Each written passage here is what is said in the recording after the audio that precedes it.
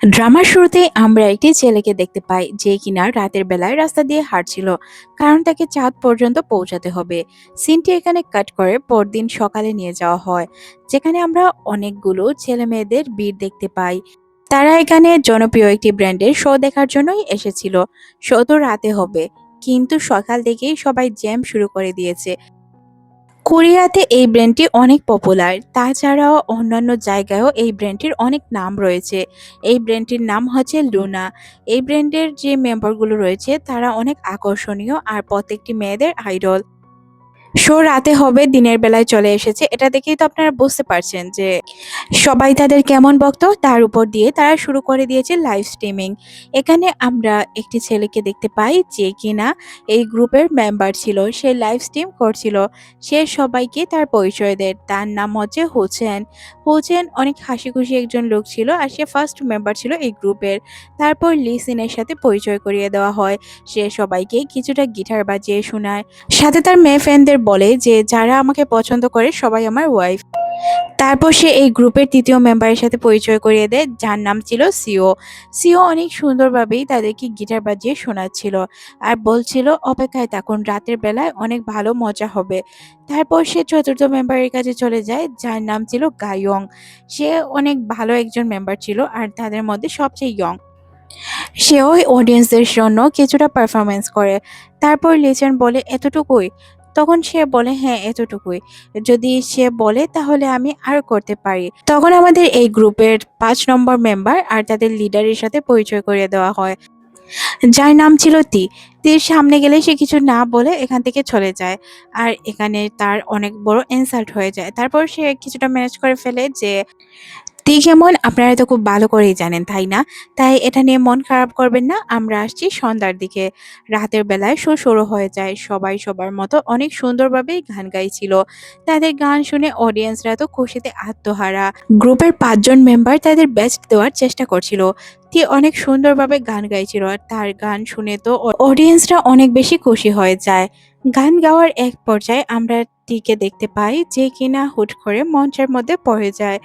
কেন সে জ্ঞান হারায় এটা কেউই বুঝতে পারে না। তার যত ফ্যান ছিল তারা বুঝতেই পারছিল না কি এমন হয়ে গেল যে সে হুট করে তার জ্ঞান হারিয়ে বসলো। সিন চলে যায় 3 মাস অতীতে, যেখানে আমরা টিকে দেখতে পাই সে তার ব্যান্ড মেম্বারদের অনেক বেশি চাপ দিচ্ছিল গান ভালো করে গাওয়ার জন্য। বারবার বলছিল প্র্যাকটিস করো, ভালোভাবে মিউজিক প্লে করো, তাছাড়াও তোমাদের গানের মধ্যে ভালোবাসা নিয়ে আসো, না হয় পারফরমেন্স একদমই ভালো হবে না। সবাই তাদের বেস্ট দিয়ে চেষ্টা করছিল। তখনই এখানে মিস্টার মুন চলে আসে, যে কিনা এই ব্র্যান্ড কোম্পানির সিও ছিল। সে তাদের এই কাজ দেখে তাদেরকে জিজ্ঞাসা করে কি হয়েছে, তোমাদের এত ক্লান্ত দেখাচ্ছ কেন? তখন সে বলে আরে আমাদের ব্র্যান্ড লিডার আমাদের উপর টর্চারই করছে। আমাদের আগের গান অনেক ভালো গিয়েছে মানলাম, তার জন্য সে আমাদের এত চাপ দিবে যে আমাদের অবস্থা খুবই খারাপ, ভালোভাবে কোনো কাজই করতে পারছি না। মিস্টার মুন বলে ভালোই হয়েছে, আমি জানি এখনের গানও হিট হবে। এদিকে তাদের নতুন অ্যালবাম আসার জন্য সবাই অপেক্ষায় ছিল। স্কুল গার্ল থেকে শুরু করে সবাই। তাদের প্রত্যেকটি পিকচারে কামিং সুন লেখা ছিল। এটা দেখে তো সবাই ভাবছিল যে খুব তাড়াতাড়ি হয়তো তাদের এই অ্যালবামটি এসে যাবে। ইনস্টাগ্রামেও তারা পোস্ট করেছিল কখন আসবে, কিভাবে আসবে বা কামডাউনও শুরু করে দিয়েছিল। সময়ের জন্য স্কুল গার্লরা বিশেষ করে অপেক্ষা করছিল। অন্যদিকে আমাদের নায়িকার সাথে এখন পরিচয় করিয়ে দেওয়া হয়, যার নাম ছিল ইঞ্জু। ইঞ্জু যেহেতু অনাথ ছিল তাই সে পার্ট টাইম জব করে বেড়াতো। বিভিন্ন জায়গায় জব করতো যাতে তার খরচ চালাতে পারে। এখন সে ট্যুর গাইডের জব করছে। সবার সাথে সে এমনভাবে গুলে মিলে যায় যে সবাই বাসকে ভাড় বানিয়ে দিয়েছিল। ইঞ্জু এখানে ট্যুর গাইডের কাজ করার সাথে সাথে কিছু পাওয়ার ক্যাপসুল তাদের কাছে বিক্রি করে। ট্যুর শেষ হওয়ার পর সে সবাইকে নামিয়ে দেয়। কিছুটা দূরেই সে দেখতে পায় 2 জন মহিলা ঝগড়া করছে একটি পুরুষের জন্য। সে যখন তাদের কাছে যায় তখন সে জানতে পারে এই বৃদ্ধ লোকটি প্রথমে এই মহিলাটির বয়ফ্রেন্ড ছিল। তারপর সে ওই দ্বিতীয় মহিলাটির বয়ফ্রেন্ড হয়ে যায়। সে তখন তাকে বারবার বলছিল যে চিটার, তুমি তো আমার সাথে রিলেশনে ছিলে, তুমি মহিলা আমার বয়ফ্রেন্ডকে আমার কাছ থেকে কেড়ে নিয়েছো। ওই যে সেকেন্ড মহিলা ছিল সে বলছিল মন তো মনে হয় যে কোনো সময় যার উপর আসতেই পারে। একথা শুনে মহিলাটি ওই বৃদ্ধাকে ধাক্কা দিলে তাদের মধ্যে আরো রোমান্টিক সিন তৈরি হয়ে যায়। এটা দেখে সে বলে, বেশরম, এখান থেকে চলে যাও। একথা বলে সেও এখান থেকে চলে যেতে শুরু করে। আমাদের নায়িকা তার পিছু পিছে যেতে শুরু করে। ইঞ্জু তাকে বলে, আপনি কষ্ট পাবেন না, আপনার জন্য আমি অনেক হ্যান্ডসাম একজন বয় জোগাড় করে দিব। সে তখন বলে যে নেক্সট উইকে ভালো একজন ছেলের সাথে রিলেশন করিয়ে দিবে। তারপর সে তার বসের কাছে চলে যায়, যার আন্ডারে সে কাজ করত। তাকে গিয়ে সে জানায় আজ সে অনেকগুলো পাওয়ার ক্যাপসুল বিক্রি করেছে। আর সে টাকাগুলো তাকে দেখায়। সে তো অনেক বেশি খুশি হয়ে যায়। আর তার বাগের টাকা রেখে ওই টাকাটা তাকে দিয়ে দেয়। বলে, তুমি অনেক ভালো কাজ করছো, তুমি হচ্ছে বেস্ট সেলার। এই সেল কেউই করতে পারে না যেটা তুমি করতে পারো। আচ্ছা, তোমাকে কিছু কথা বলার ছিল। যেই বাসাটা তুমি নিতে চাচ্ছিলে ওইটা বিক্রি হতে যাচ্ছে। আর সেটা সেল দিচ্ছে আমারই একজন বন্ধু। ইঞ্জু বলে, এটা তো আমি কিনতে পারবো না। কং তখন বলে, আমি ব্যবস্থা করে দিব, তুমি কোনো চিন্তাই করো না। সে তখন অনেক খুশি হয়ে যায়। খুশির জ্বালায় সে কান্নাই করতে শুরু করে। এর পিছনে রহস্য এটাই ছিল যে এটা তার বাবা মায়ের বাসা ছিল। তারা যখন জীবিত ছিল তারা তখন এই বাসায় থাকতো। এই খুশির খবরটি দেওয়ার জন্য সে তার বান্ধবীর কাছে চলে যায়, যে কিনা একটি রেস্টুরেন্টে জব করত। তার বান্ধবী যখন বিষয়টি জানতে পারে সে অনেক খুশি হয়ে যায়। তখন তাকে জিজ্ঞাসা করে, আচ্ছা ইঞ্জু, তুই কি লোন নিবি এই বাসাটি কেনার জন্য? তখন সে বলে, হ্যাঁ, বাসাটি কেনার জন্য লোন তো নিতেই হবে। যেহেতু 18 বছর বয়স থেকে আমি সেভিং করছি, তাই আমার কাছে মোটামুটি ভালোই টাকা আছে। তবে যেই টাকাগুলো শর্ট পড়বে ওই টাকাগুলো আমার বস আমাকে লোন হিসেবে দিয়ে দিবে। তাহলে আমি আমার ঘরটি কিনতে পারবো। তখন তার বান্ধবী বলে, ভালোই হবে। সে তখন বলে, আচ্ছা জানিস, আমার মনে হয় আমার বোন যখন জানতে পারবে আমি এই বাসাটি কিনে নিয়েছি, যেটা আমাদের ছোটবেলার বাসা ছিল, সে অনেক খুশি হবে। তখন তার বান্ধবী বলে, সাঞ্জু কি তোর মেসেজে রিপ্লাই করেছে? সে বলে, না, রিপ্লাই করেনি। তখন সে বলে, আচ্ছা সাঞ্জু, এত বিজি কিসের যে তোর মেসেজের রিপ্লাই পর্যন্ত করতে পারে না?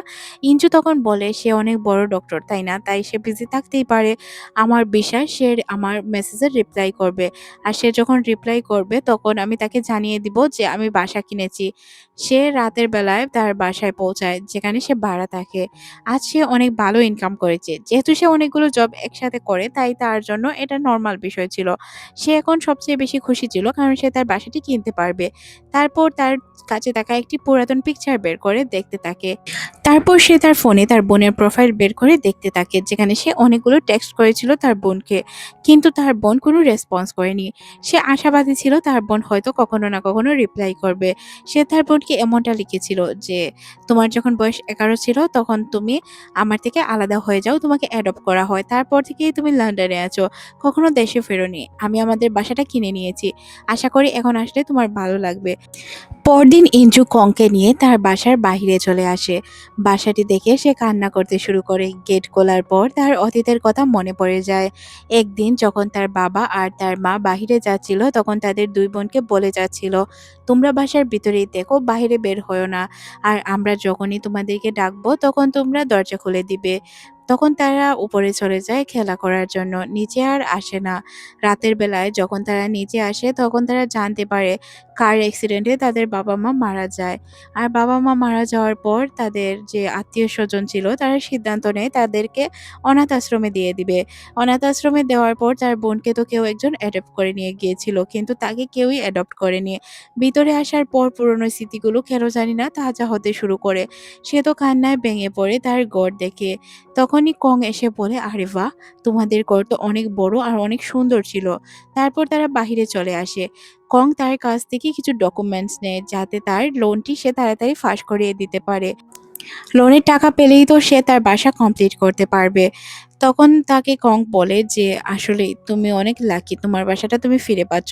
সে বলে, আমাকে একটি পিকচার ক্লিক করে দিবেন? তখন সে তাকে পিকচারও ক্লিক করে দেয়। সিন চলে আসে ওই লুনা ব্র্যান্ডের কাছে, যারা কিনা চুপচাপ বসেছিল। তাদের যে সিও ছিল সে বলে, এই টাইম এলেই আমার কেন জানি না বিপি হাই হয়ে যায়, কোনো কথাই ঠিকঠাকভাবে বলতে পারি না। যদি গান ফ্লপ হয়ে যায় তাহলে কি করব বলো? কিছুই তো করার থাকবে না, এতগুলো টাকার বিষয়। তিনজন একসাথে তাকে চুপ বলে ওঠে। আর তারা বলে যে, আমরা সবকিছু ম্যানেজ করে নিব। গান ফ্লপ হলেও আমরা আমাদের মতো কাজ চালিয়ে নিব। আমি তো সবাইকে ঘুমানোর আগে বলবো, হাই, কেমন আছেন, একটি ভিডিও আপলোড করে দিব, সবাই দেখে খুশি হয়ে যাবে। একজন বলে, আমি মজার রান্না করতে পারি, তাই আমি রান্না করে ভিডিও আপলোড করব, তাতে আমার ফ্যান গার্লগুলো খুশি হয়ে যাবে। অন্য একজনকে যখন প্রশ্ন করা হয় সে তখন বলে আমি কিছুই করব না। তাই আমাকে যা বলবে আমি তাই করব। তারা মনে মনে ভাবে এই তার কেন এত বক্ত সে।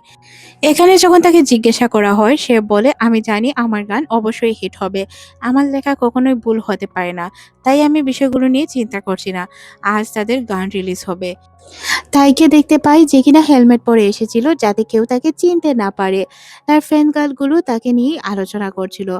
সবাই বলছিল গান অনেক ভালো হবে। আমরা তো তাইকে খুব ভালো করেই চিনি। আমি তো তাইয়ের অনেক বড় ভক্ত। তাইয়ের পিছন থেকেও চিনে ফেলবো। মেয়েগুলো দূর থেকে তাইকে দেখে কিছুটা সন্দেহ করে। তাই এখান থেকে পালানোর চেষ্টা করে। পালাতে গিয়ে ইনজুর যে জিনিসপত্র ছিল সবকিছু নিচে ফেলে দেয়। ইঞ্জু যেহেতু ডেলিভারি ম্যানের কাজ করতো তাই সে এখানে খাবার ডেলিভারি করার জন্য এসেছিল।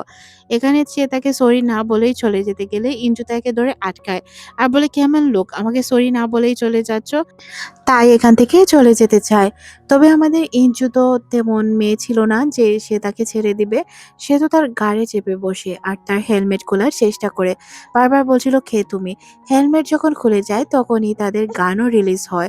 গান রিলিজ হওয়ার সাথে সাথে সে তার গান শুনতে শুরু করে আর বলে ফাইনালি গান রিলিজ হলো। এত কষ্ট করে আমি এই গানটি তৈরি করেছি।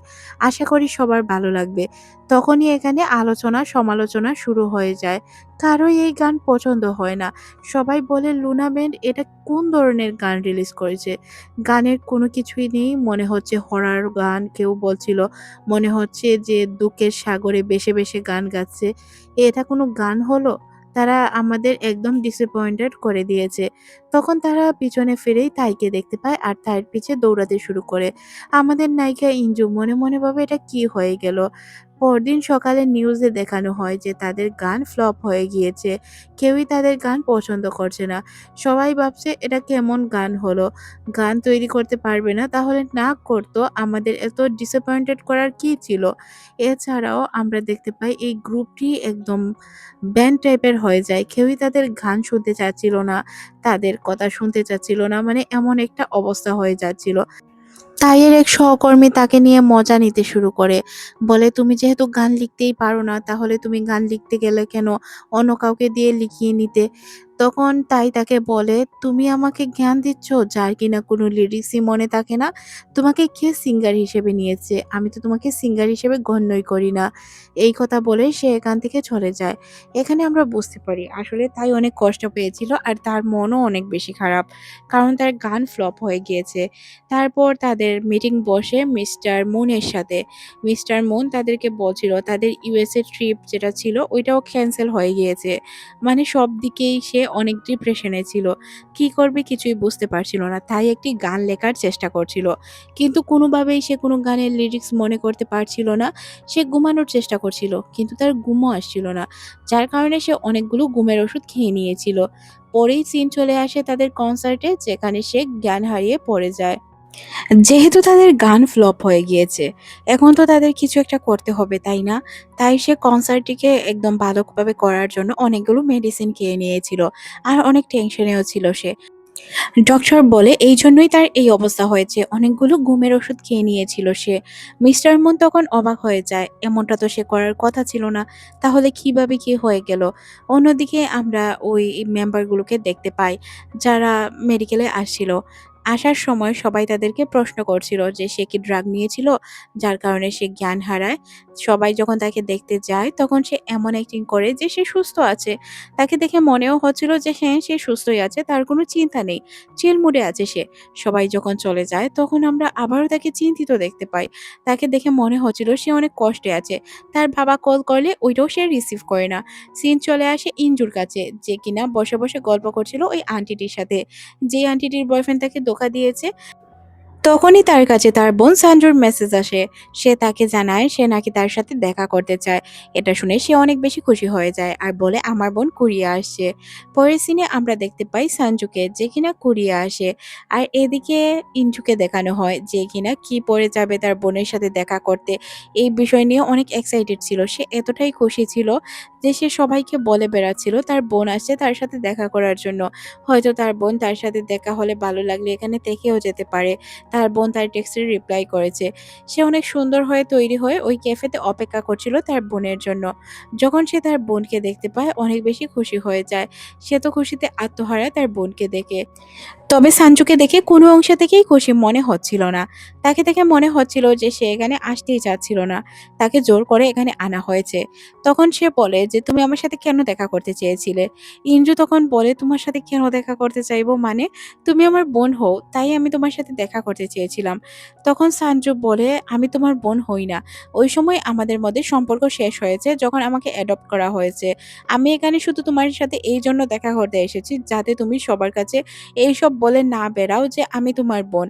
ওইখানে আমার অনেক ভালো একটি জীবন রয়েছে। আমার ভালো একটি ফ্যামিলি রয়েছে যাদের সাথে আমি অনেক খুশি আছি। তোমার মতো গরিবের সাথে আমি সম্পর্ক রাখতে চাচ্ছি না। আচ্ছা, না চাইতেও যেহেতু আমাদের মধ্যে একটি সম্পর্ক রয়েছে তাই আমি তোমাকে বলে রাখি, তুমি চাইলেই আমার সাহায্য নিতে পারো। একবার তো আমি তোমাকে সাহায্য করতেই পারি। দেখে তো মনে হচ্ছে ঠিকঠাকভাবে খাবারই খেতে পাও না।" তখন ইঞ্জুর অনেক রাগ হয়। সে বলে, "কি বলছো এইসব? আমি যে বাসায় আমরা আগে থাকতাম ছোটবেলায় ওই বাসাটি কিনে নিয়েছি। আর তাছাড়াও আমার কাছে পর্যাপ্ত টাকা আছে। তুমি যদি চাও তুমি আমার কাছে আসতে পারো। তোমার এই কার্ডেরও আমার প্রয়োজন নেই আর টাকারও আমার প্রয়োজন নেই। আর তোমার যদি কখনো টাকার প্রয়োজন হয় তাহলে আমাকে বলতে পারো। একবার তো বোন হিসাবে আমি তোমাকে সাহায্য করতেই পারি, তাই না? আর এই সম্পর্ক যেহেতু তুমি মানো না তাই এই সম্পর্ক মানার কোনো প্রয়োজনই নেই।" আসলে তার অনেক খারাপ লাগছিল। সে আশাই করেনি তার নিজের বোন তার সাথে এমন ব্যবহার করবে। সে কি বলবে কিছুই যেন বুঝতে পারছিল না। অনেক কষ্টে আর রাগে এই কথাগুলো তার বোনকে সে বলে। যখন তার টাকার প্রয়োজন হয় সে যাতে তার কাছে চলে আসে। সে তো শুধু রক্তের সম্পর্কের জন্য তাকে খুঁজেছিল। কারণ এই দুনিয়ায় তার এই বোন ছাড়া আর কেউই নেই। আর এই বোনই নাকি তাকে অস্বীকার করছে, তাকে চেনে না বা তার সাথে কোনো সম্পর্ক রাখতে চায় না। এইজন্য সে এখান থেকে কষ্ট নিয়ে উঠে চলে যায়। তবে তার বোন সানজুকে দেখে কোনোভাবেই মনে হচ্ছিল না এই কথাগুলোতে তার খারাপ লেগেছে। এদিকে আমরা ইঞ্জুকে দেখতে পাই। ঘর পরিষ্কার করার সময় সে অনেক বেশি কান্না করছিল। তার বোন সানজুর কথা মনে পড়ে। তখন ইঞ্জুর বান্ধবী তার কাছে আসে আর তাকে বলে, "চিন্তা করিস না, সবকিছু ঠিক হয়ে যাবে। আমি তো আছি।" তখন সে কাঁদতে কাঁদতে বলে, "আমার কি কখনোই ফ্যামিলি হবে না?" পরদিন সকালে সে তার জিনিসপত্রগুলো সুন্দরভাবে গোছাচ্ছিল। সে বাহিরের পরিবেশ দেখার জন্য যখন বাহিরে যায়, তখনই এখানে একজন মহিলা আসে আর বলে, "কি করছো তুমি এখানে?" সে তখন বলে যে, "কি আর করবো? আমার বাসা গোছাচ্ছি। এটা আমি কিনেছি কিছুদিন হলো।" তখন সে বলে, "কি বলছো? আমি এখানের ওনার। বাসা বিক্রি করার জন্য আমি তো কোনো কিছুই করিনি। আর আমি বাসা বিক্রি করব না। তোমাকে কেউ ধোঁকা দিয়েছে।" এটা ভাবার পর তার মাথায় তো একদম আকাশ ভেঙে পড়ে। আকাশ ভেঙে পড়ারই কথা। ওই লোকটিকে সে এত ভরসা করেছে। লোকটির অফিসে আসার পর সে দেখতে পায় লোকটি তো এখানে নেই, সে গায়েব। তার মানে সে কি তাকে ধোঁকা দিয়েছে? যাকে বিশ্বাস করে সে এতদিনের সেভিং দিয়ে দিল। তারপর সে পুলিশ স্টেশনে চলে যায়। গিয়ে জানতে পারে যে সে অনেক বড় লেভেলের খেলোয়াড়। তাকে কোনোভাবেই পুলিশ ধরতে পারছে না। যদি কখনো পুলিশ তাকে ধরতে পারে তাহলে অবশ্যই তাকে জানিয়ে দিবে। এই সবকিছুই যেন তাকে একদম ভেঙে চুরে দেয়। ১ম এ সকালে তার বোনের ব্যবহার আর এখন এই অবস্থা। সে কি করবে, কোথায় যাবে কিছুই বুঝতে পারছিল না। অন্যদিকে আমাদের তাইকে দেখানো হয় যে কিনা দেখতে পায় অনেক সুন্দর একটি রাস্তা আর সাথে চাঁদ। সে রাস্তা দেখে রাস্তা দিয়ে হাঁটতে শুরু করে। সে মনে করছিল যে সে তার ওই চাঁদের কাছে পৌঁছাচ্ছে। কিন্তু অরিজিনালি সে রাস্তা দিয়ে হাঁটছিল, তার হাতে গিটার ছিল। হাঁটতে হাঁটতে সে একটি পার্কে পৌঁছে যায়। অন্যদিকে একই পার্কে আমরা আমাদের নায়িকাকে দেখতে পাই, যে কিনা বসে বসে ড্রিঙ্ক করছিল আর ওই লোকটিকে গালাগালি করছিল। কিভাবে লোকটি তাকে ধোঁকা দিয়ে দিল। সে তো আশা করেনি এইভাবে সে ধোঁকা খাবে। অন্যদিকে তাই বসে বসে মিউজিক বাজাচ্ছিল। তার মিউজিক শুনতে শুনতে আমাদের নায়িকা ঘুমিয়ে পড়ে। সকালবেলায় যখন সে নিজেকে পার্কে দেখতে পায় বলে যে, "এই পাবলিক পার্কে আমি কিভাবে ঘুমাতে পারি?" বোতলগুলো উঠিয়ে নিয়ে সে যখন যাচ্ছিল তখন সে দেখতে পায় রাতে যে লোকটি গান করছিল ওই লোকটি ব্রেঞ্চেই শুয়ে আছে। তখন সে এখান থেকে চলে যাবে নাকি লোকটিকে ডাকবে এই নিয়েই চিন্তা করছিল। কারণ পাবলিক পার্ক এইভাবে ঘুমিয়ে থাকা ঠিক নয়। তাই সে লোকটিকে ডাকার জন্য বারবার চেষ্টা করছিল। যেহেতু সে কোনো ক্যাপঅপ ব্র্যান্ডের ফ্রেন্ড নয় তাই সে তাকে চিনতেই পারে না। বারবার ডাকছিল, "উঠুন, আপনি বাসায় যান, এটা পার্ক, এটা আপনার ঘুমানোর জায়গা নয়।" তার তখন মনে হয় যে লোকটি হয়তো মারা গিয়েছে। লোকটির কাছে গেলে সে জেগে ওঠে। তাই তো একদম চিৎকার দিয়ে ওঠে আর বলে, "তুমি কিভাবে আমার বাসায় পৌঁছালে?" তখন সে বলে, "কি বলছেন? এটা আপনার বাসা নয়, এটা হচ্ছে একটি পার্ক।" এটা শোনার পর সে তো অবাক হয়ে যায়, চারদিকে তাকায়। কারণ সে তো বাহিরে খুব কম বের হয়। যেহেতু সে K-pop আইডল, তাই তার বাহিরে বের হওয়া নিষেধ ছিল। তার অদ্ভুত আচরণ দেখে আমাদের নায়িকাও অবাক হয়ে যায়। ইনসু যখন তার শ্বাস চেক করতে যায়, তখনই সে সজাগ হয়ে যায় আর বলে, "তুমি আমার রুমে কি করছো? আমার বাসায় বা কিভাবে ঢুকলে?"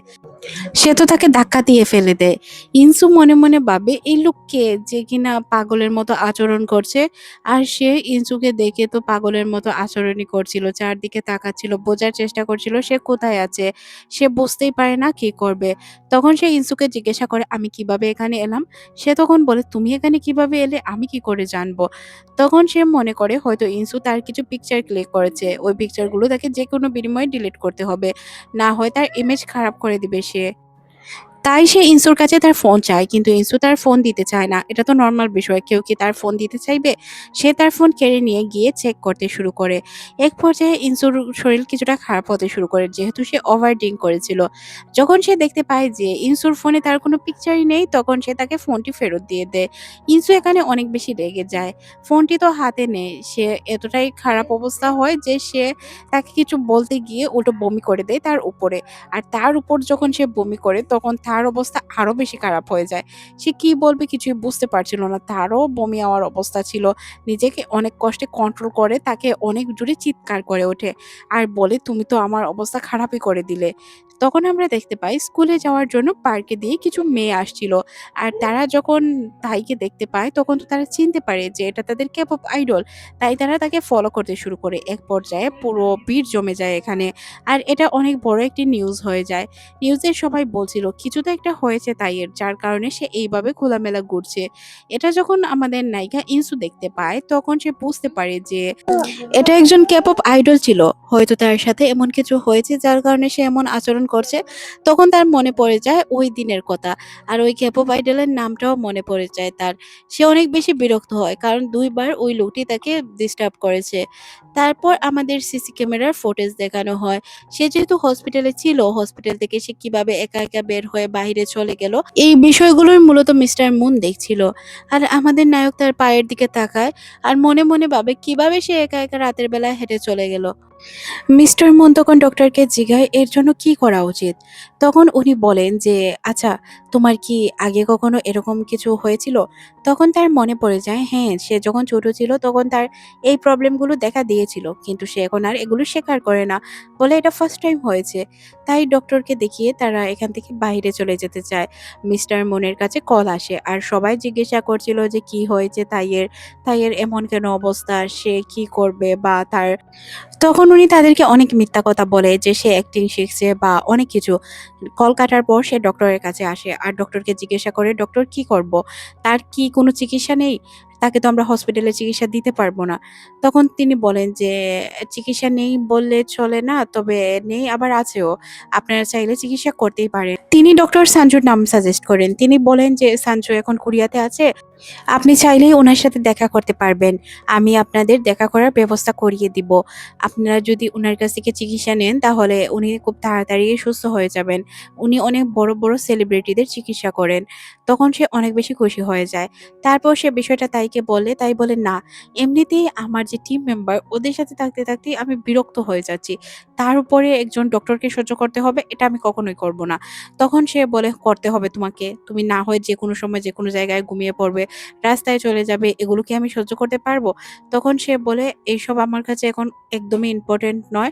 আমার কাছে সবথেকে ইম্পোর্টেন্ট কাজ হচ্ছে আমার এই ভাঙাচোরা ব্রেইনকে ঠিক করার, নাম্বার 1 এ পৌঁছে দেওয়ার।" তখন মিস্টার মুনের বলার মতো আর কিছুই থাকে না। কিন্তু তার জন্য মিস্টার মুনের অনেক কষ্ট হচ্ছিল। তিনি কি করবেন কিছুই বুঝতে পারছিলেন না। অন্যদিকে ইঞ্জুকে দেখানো হয় যে কিনা গরানের কাছে যাচ্ছিল। সে যখন রাস্তা দিয়ে হাঁটতে, হাঁটতে গরানের কাছ পর্যন্ত পৌঁছায়, তখন সে দেখতে পায় গরান উল্টাপাল্টা আচরণ করছে।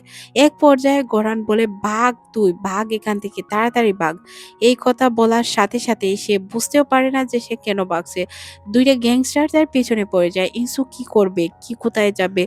কিছুই বুঝতে পারছে না। আর গ্যাংস্টার গুলো কেনই বা তার পিছনে পড়েছে, এটাও সে বুঝতে পারে না। দৌড়াতে, দৌড়াতে এক পর্যায়ে গলির একটি মোড়ে এসে সে লুকিয়ে পড়ে। গ্যাংস্টারগুলো তাকে খুঁজতে, খুঁজতে যখন না পায়, তখন তারা অন্যদিকে চলে যায়। তারপর সে সিদ্ধান্ত নেয় গোরানকে কল করবে আর জিজ্ঞাসা করবে কি হয়েছে। তাই সে গোরানকে কল করে আর জিজ্ঞাসা করে যে কি হয়েছে। তখন গোরান জানায় যে তুই যেই লোকটিকে সবকিছু কাগজপত্র তোর দিয়েছিলে, সে শুধু তোর টাকা নিয়ে পালায়নি, তোর নামে অনেক বড় একটি লোন নিয়েছে। তাও আবার এই প্রাইভেট লোকদের কাছ থেকে, যারা কিনা গ্যাংস্টারদের কাছ থেকে লোন নিয়েছে, আর ওইটা তোকে পরিশোধ করতে হবে, কারণ তাদের কাছে তোর ডকুমেন্ট রয়েছে। তারা সবকিছু জানে, আমার সম্পর্কেও জানে যে আমি তোর বেস্ট ফ্রেন্ড। এটা শোনার পর আমাদের ইনসুর অবস্থা খুবই খারাপ হয়ে যায়।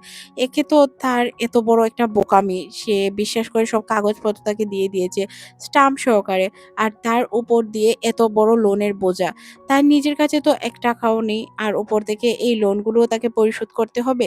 কিভাবে কি করবে কিছুই বুঝতে পারে না। তাই সে একটি নদীর ধারে এসে দাঁড়িয়ে ইন্দ্র সিদ্ধান্ত নেয় মারা যাবে। কি করবে সে? এতগুলো টাকা কিভাবে দিবে? তখন এখানে একটি লোক আসে আর বলে, তুমিও কি আমার মতো সবকিছু হারিয়ে ফেলেছো, এখন মরার চিন্তা করছো? তোমাকে আমি দেখাই, তুমি হয়তো আমার থেকে বেশি হারোনি। তারপর সে তার টাকার অ্যামাউন্ট দেখালে আমাদের নায়িকা, সে তো কান্না করতে শুরু করে। ইঞ্জুর কান্না দেখে লোকটি তাকে বোঝানোর চেষ্টা করে, হার মানলে তো হবে না, এমনও তো হতে পারে যে আমরা আবারও জিততে পারি, বা কোনো কিছু এমন হতে পারে যে আমাদের সবকিছু ঠিক করে দিতে পারে। এবার ইঞ্জু আর মরতে চায় না। তখন তার মনে পড়ে যায় তার বোনের দেওয়া খায়ের কথা। সে সিদ্ধান্ত নেয় একবার তার বোনের সাহায্য তো সে নিতেই পারে। তাই সে সিদ্ধান্ত নেয় তার বোনের কাছে যাবে আর সব ঘটনা তাকে খুলে বলবে, যাতে সে তাকে কিছু টাকা দিয়ে দেয়। আর অন্যদিকে আমাদের তাইকে দেখানো হয় যে কিনা মেডিটেশন করছিল। সে বারবার এটাই বলছিল, আমার রাগ হচ্ছে না, আমি মোটেও রেগে যাচ্ছি না। আমার রাগ হচ্ছে না, আমি মোটেও রেগে যাচ্ছি না। তখনই তার ইঞ্জুর কথা মনে পড়ে যায়। ইঞ্জুর কথা মনে পড়ার কারণে তার অনেক বেশি রাগ হয়। সে চিৎকার করতে থাকে। ইঞ্জুর বমেটের কথা মনে হয়ে তো তার অনেক বেশি রাগ হয়। আর চিৎকার করে বলতে থাকে, এই মেয়েকে আমি খুন করব, আমার অনেক রাগ হচ্ছে, মনে হচ্ছে এই মেয়েকে আমি খুন করে ফেলি। একে তো সে আমার ইমেজ নষ্ট করেছে, তার উপর দিয়ে সে আমার উপর বমিও করে দিয়েছে। অন্যদিকে আমাদের ইঞ্জুকে দেখানো হয় যে কিনা একটি হোটেল রুমের বাহিরে যায়। হোটেলের বাহিরে গিয়ে এত বড় হোটেল দেখে সে অবাক হয়। রিসেপশনিস্টের কাছে গিয়ে সে যখন ডক্টর সঞ্জু নাম বলে, তখন সে বলে, ও আপনি এসেছেন, আপনাকে ওই রুমে যেতে হবে, আপনার জন্যই আমি অপেক্ষায় ছিলাম, আপনি চলে যান, আপনার জন্য কেউ একজন অপেক্ষা করছে। সে তো অবাক হয়ে যায় যে ওই মহিলাটি কি বলছিল। তখন আমরা দেখতে পাই যে এখানে মিস্টার মুন চলে এসেছে। মিস্টার মুন তাকে তার বোন ভেবেছে সানজু, এটা ভেবেই তার সাথে কথা বলছিল। কিন্তু সে বারবার বোঝানোর চেষ্টা করছিল যে সে আসলে সানজু নয়, সে ইনজু। কিন্তু কেউ তো তার কথা একদমই শোনার ছিল না। সে তাকে বসিয়ে বলতে থাকে, আপনি আমার কষ্টের সম্পর্কে একদমই জানেন না ম্যাডাম, আমি খুবই অশান্তিতে আছি। আমার টিম মেম্বার যে তাই রয়েছে, তার অবস্থা খুবই খারাপ। সে রাতের বেলায় হাঁটতে শুরু করে, যেকোনো জায়গায় পৌঁছে যায়, পাবলিক প্লেসে। ওইদিন ঘুমিয়ে পড়েছিল। তার অবস্থা এতটাই খারাপ যে আপনি যদি তার চিকিৎসা না করেন তাহলে সে সুস্থ হবে না। আমরা তাকে চাইলেও হসপিটালে রেখে চিকিৎসা করাতে পারছি না, কারণ সে একজন K-pop আইডল। আর আপনাকে বাসায় তাকে ট্রিটমেন্ট ইঞ্জু বারবার বলার চেষ্টা করছিল যে সে আসলে ইঞ্জু নয়, সানজু। কিন্তু সে কোনোভাবেই বলতে পারছিল না। আর মিস্টার মন্ত তাকে বারবার টাকার অফার দিয়েই যাচ্ছিল। বলছিল, আপনার কত টাকার প্রয়োজন? আমি সব টাকা দিয়ে দিব, ব্ল্যাংক চেক পর্যন্ত দিয়ে দিব। প্লিজ আপনি আমাকে সাহায্য করুন। আপনি যদি আমাকে সাহায্য না করেন তাহলে হবে না। অন্যদিকে তাইকে দেখানো হয় যে কিনা খাবার খাচ্ছিল। তখন ম্যানেজার এসে বলে, মিস্টার মুন আপনার জন্য ডক্টর নিয়ে আসার জন্য গিয়েছে। উনি আপনার জন্য ভালো একজন ডক্টর নিয়ে আসবে। তখন সে সানজুর পিকচারটি দেখতে পায়। সানজুর পিকচারটি দেখে তার মনে পড়তে থাকে, এই মেয়েটিকে তো আমি কোথাও দেখেছি। তখন তার ইনজুর বমির কথা মনে পড়ে যায়, আর সে এখনো বমি করতে চায়। আর তখন সে এতটাই চিৎকার করে ওঠে আর বলে, আমি এক্ষুনি যাচ্ছি মিস্টার মুনের সাথে দেখা করতে, আর ওই মেয়েটির সাথে দেখা করতে। একে তো আমি ছাড়বো না। তখন আসলে ইঞ্জু এখানে না করতে চাচ্ছিল যে সে আসলে তার ট্রিটমেন্ট করতে চাচ্ছে না, বা সে আর সানজু নয়, ইঞ্জু। কিন্তু তাকে বলার সুযোগই দেওয়া হয় না। তাই এসে বলতে শুরু করে, এই ডক্টর দিয়ে চিকিৎসা আমি কখনোই করাবো না। আমি কি বলেছি আমার ডক্টরের প্রয়োজন, বা আমি চিকিৎসা করাতে চাই? ইঞ্জু তখন এদের কথার মধ্যে দিয়ে এখান থেকে চলে যায়। বাহিরে বের হয়ে ইঞ্জু মনে মনে ভাবে, ও আচ্ছা, তার মানে এই লোকটি যে পার্কে পড়েছিল, বা যে ঘটনা ঘটিয়েছে, এর মাথার সমস্যা থাকার কারণে এইসব ঘটেছে। আসলে সে কি অসুস্থ? এদিকে আমাদের তাইকে দেখানো হয় যে কিনা বলছিল যে আমি ওই মহিলা দ্বারা কখনোই চিকিৎসা করাবো না। আমি আপনাকে বলে রাখি, আমি আমার চিকিৎসা করাতে চাই না। মিস্টার মুন তখন বলে, তুমি একবার স্টেজে পড়ে গিয়েছিলে, দ্বিতীয়বার তুমি হসপিটালের কাপড়ে বাহিরে ছিলে। তুমি কি মনে করেছো তোমার অবস্থা যখন অনেক বেশি খারাপ হবে তখন কি তুমি চিকিৎসা করবে? চিকিৎসা চিকিৎসার জন্য রাজি হয়ে যাও। সে রাজি হতে চাচ্ছিল না। তোমার যা ভালো লাগে তুমি করো। আমার তো মনে হচ্ছে তুমি কোনো দুর্ঘটনা ঘটানোর পরই চিকিৎসা করাবে। এর আগে কোনো চিকিৎসা করাবে না আর আমাদের ব্র্যান্ডের নাম খারাপ করবে। থাকো তুমি তোমার মতো। অন্যদিকে আমরা ইঞ্জুকে দেখতে পাই যে কিনা রিসেপশনিস্টের কাছে গিয়ে বলে, আসলে আমি সানজু নই, আমি হচ্ছি ইঞ্জু, তার বোন। তখন সে বলে, ও আচ্ছা ম্যাম, আপনাদের ফেস দেখতে একদমই সেম, যার কারণে আমি ভুল করে বসেছি। তখন অন্য লোকটি বলে যে, ও ডক্টর সানজু তো এখান থেকে চলে গিয়েছেন। তখন সে বলে, ডক্টর সানজু কি ইউএসএ চলে গিয়েছে? তখন সে বলে, হ্যাঁ। অন্যদিকে আমাদের লাইব্রেরির সিন দেখানো হয় যেখানে সিও ছিল। সে বসে বসে নুডলস কাটছিল। লাইব্রেরির ওনার তাকে জিজ্ঞাসা করে, আচ্ছা তোমার এত বড় বাসা থাকতে তুমি এখানে কেন আসো?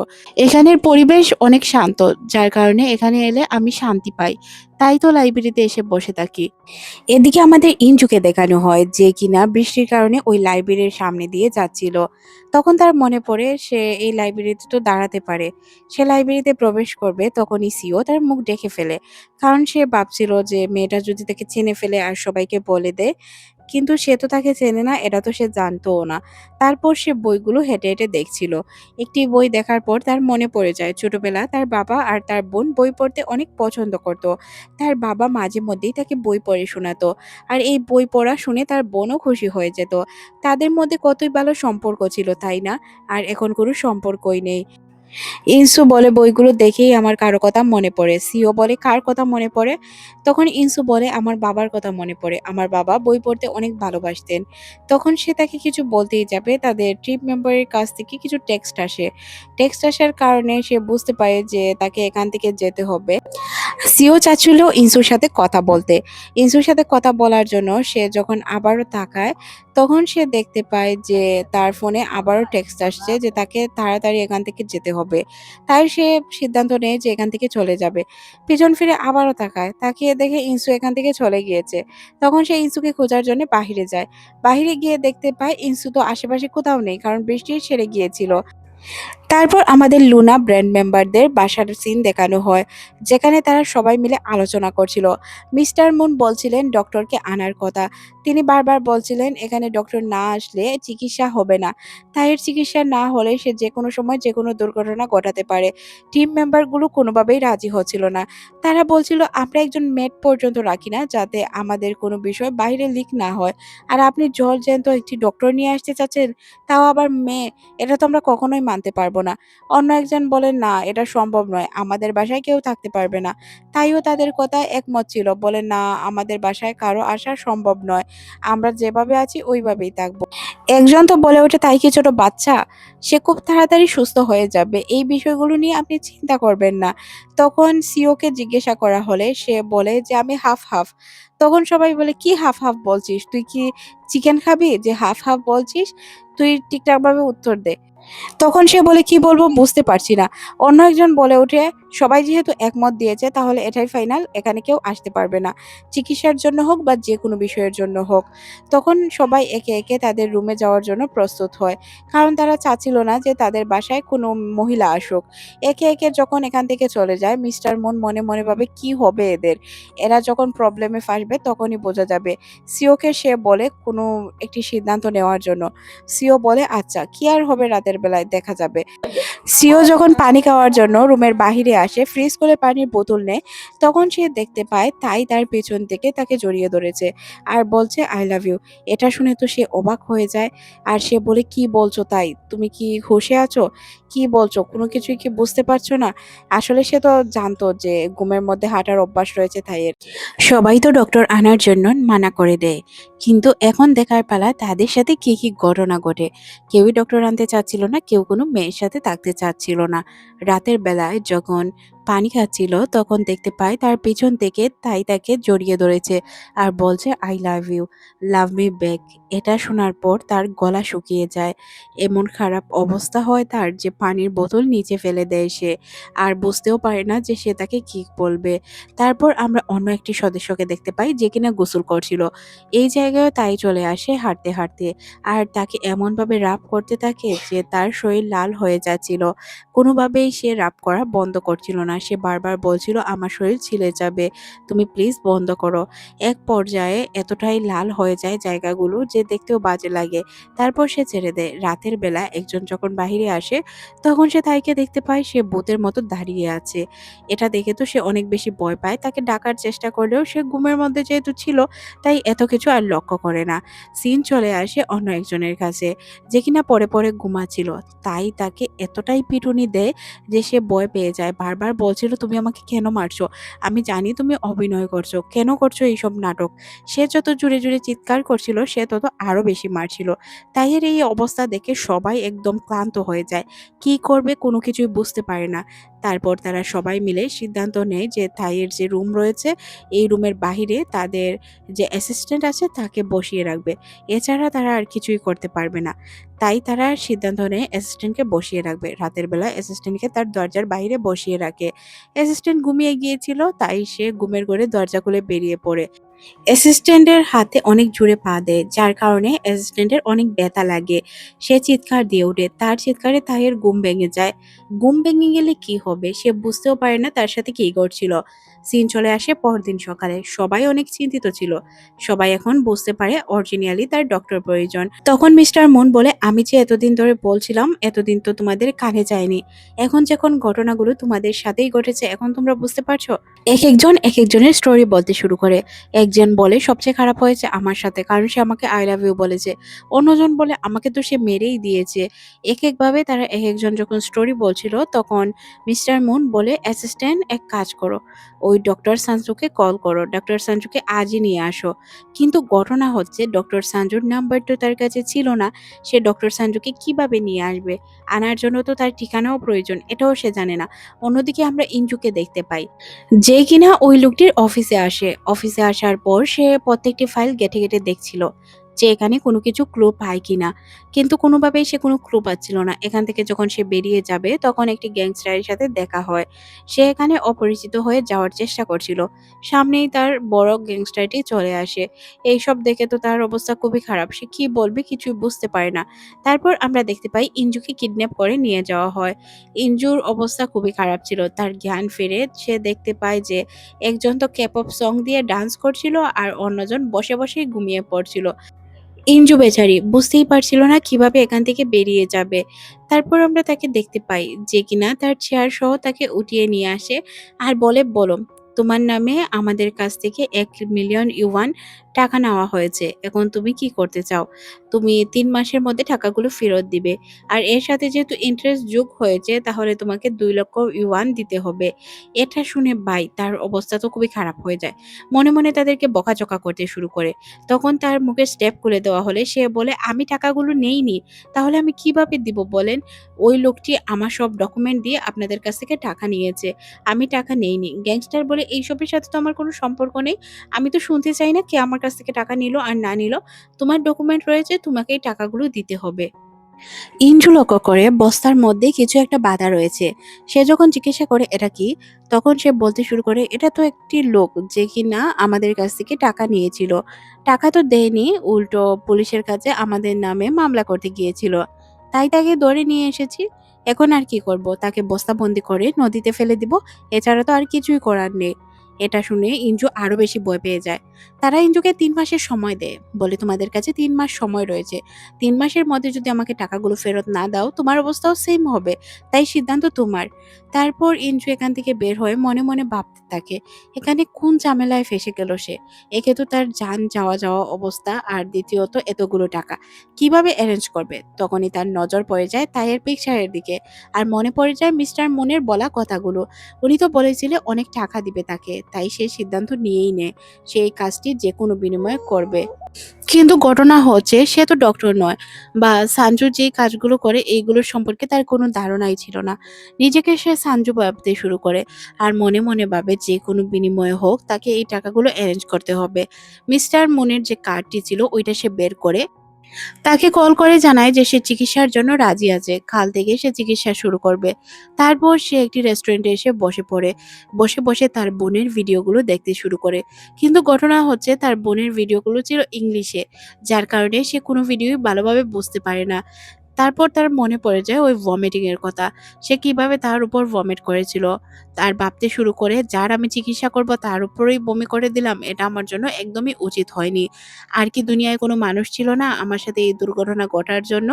পরদিন সকালে সে তার বোনের মতো রেডি হয়ে চলে যায় ক্যাপঅপ আইডল লুনা ব্যান্ডের কাছে। লুনা ব্যান্ডের বাসার সামনেই সে ছিল আর মনে মনে ভাবছিল এখন তাকে প্রফেশনালি কাজ করতে হবে, যে কোনো বিনিময়ে তাদেরকে বুঝতে দেওয়া যাবে না সে সানজু নয় ইঞ্জু। এদিকে আমরা এক ক্যাপঅপ আইডলকে দেখতে পাই, যার রুম খালি করার কথা বলা হচ্ছিল। সে বলে আমার রুমে খালি করতে হবে। আর ব্যান্ড মেম্বার ছিল না, তাদের একটি রুমও তাকে দেওয়া যেত। তাছাড়াও গেস্ট রুম ছিল, ওইটাও তাকে দেওয়া যেত। কিন্তু আমার রুমটি কেন তাকে দেওয়া হলো? গায়ন আর ইউজিনের মধ্যে অনেক টন ঝগড়া হতে শুরু করে। ইউজিন তখন বলে তোমার রুম অনেক বড় গায়ন, যার কারণে এই রুমটি তাকে দেওয়া হয়েছে। তখন সে আসছিল, মিস্টার মুন তাকে হেল্প করছিল তার জিনিসপত্র আনতে। মিস্টার মুন বলে আমি যখন জানতে পারলাম আপনি ইউএসএ চলে গিয়েছেন, তখন আমি ভাবছিলাম যে আপনার ইউএসএর নাম্বারে কল করব, কিন্তু তার আগেই আপনি আমাদের সাথে যোগাযোগ করলেন, এই জন্য আর প্রয়োজন হয়নি আপনার সাথে যোগাযোগ করার। ইঞ্জু বাসায় আসার পর ইঞ্জুর বাসাটি অনেক বেশি ভালো লাগে, কারণ বাসাটা অনেক নিরিবিলি ছিল আর সুন্দর ছিল। তখন মিস্টার মুন বলে যে আসলে এই বাসাটি আমার পছন্দের, আমি নিয়েছি আমার ক্যাপঅপ আইডলদের জন্য। তাদেরকে আমি আমার বেস্ট দেওয়ার চেষ্টা করি, কারণ তারা পৃথিবীর সবচেয়ে ভালো একটি ব্র্যান্ড। তাছাড়াও সে ইংলিশে কথা বলার চেষ্টা করছিল, কারণ সে ডক্টর সানজুকে ইমপ্রেস করার চেষ্টা করছিল। কিন্তু ইঞ্জু তো ইংলিশের ইও জানতো না, তাই সে তার কথাগুলো তেমন বুঝতে পারে না। তারপর তারা একে অপরের সাথে তাইকে নিয়েই কথা বলে। মিস্টার মুন বলে তাই অনেক ভালো মানুষ, কিন্তু এখন যেহেতু সে অসুস্থ তাই তার ভালোভাবে খেয়াল রাখতে হবে, যাতে সে কোনো অঘটন না ঘটায়। গ্লুর মতো তার সাথে চিপকে থাকতে হবে। সে বলে আচ্ছা, গ্লুর মতো চুপকে থাকবো, কিন্তু আপনাকে একটি প্রশ্ন করার ছিল, এখানে যে গ্রুপ মেম্বারগুলো রয়েছে তারা কি মিলেমিশে থাকে? তখন সে মিথ্যা কথা বলতে বাধ্য হয়। সে তো আর বলতে পারবে না যে সারাক্ষণ এরা ঝগড়া করে বেড়ায়, বাহিরে যেমন দেখায় ভিতরে তেমন নয়।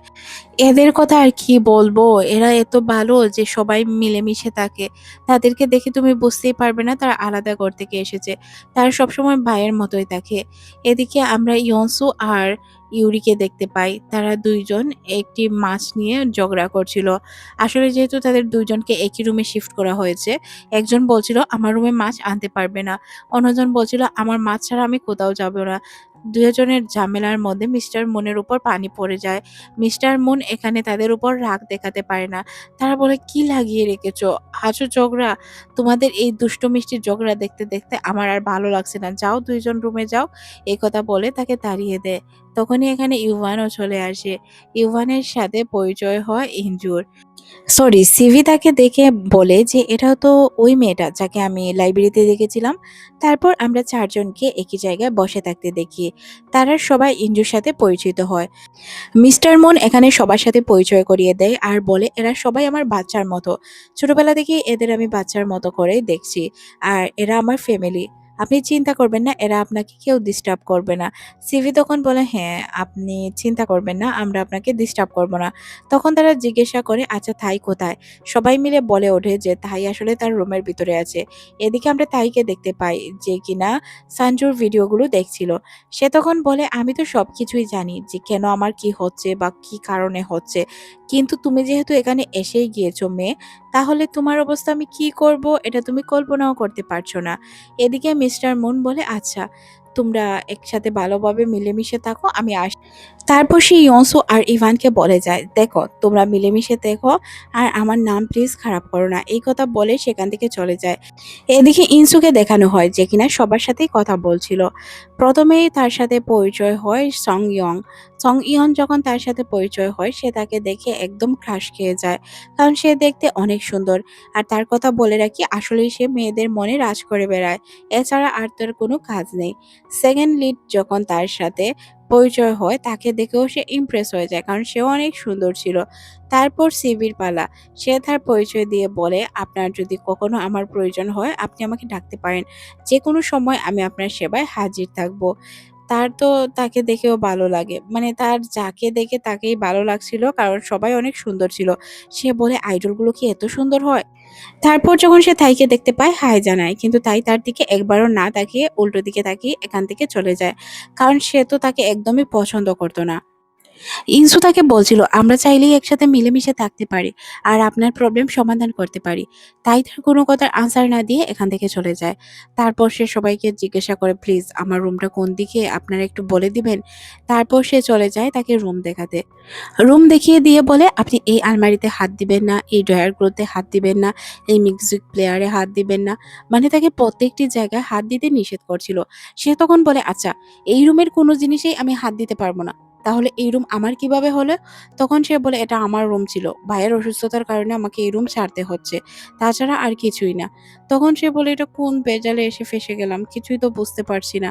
তারপর সে এই 5 স্টারদের দেখতে শুরু করে। সবাইকে দেখে সে মনে, মনে ভাবে আচ্ছা এটাকে বলে লুনা ব্র্যান্ড। আমি তো কখনো এসব দেখিনি। কারণ আমি সবসময় আমার পার্ট টাইম জবে বিজি থাকতাম। এরা তো দেখতে অনেক হ্যান্ডসাম আর অনেক সুন্দর। এখন আমি তাকে কিভাবে ম্যানেজ করব কিছুই তো বুঝতে পারছি না। সে দেখতে পায় তাই তার মতো করে ইয়োগা করছিল, বই পড়ছিল, লেমন জুস খাচ্ছিল। লেমন জুস খেয়ে তার তো বমি পাওয়ার অবস্থা ছিল। সে যখন বাহিরে বের হয় তখন তার ইনসুর সাথে দেখা হয়ে যায়।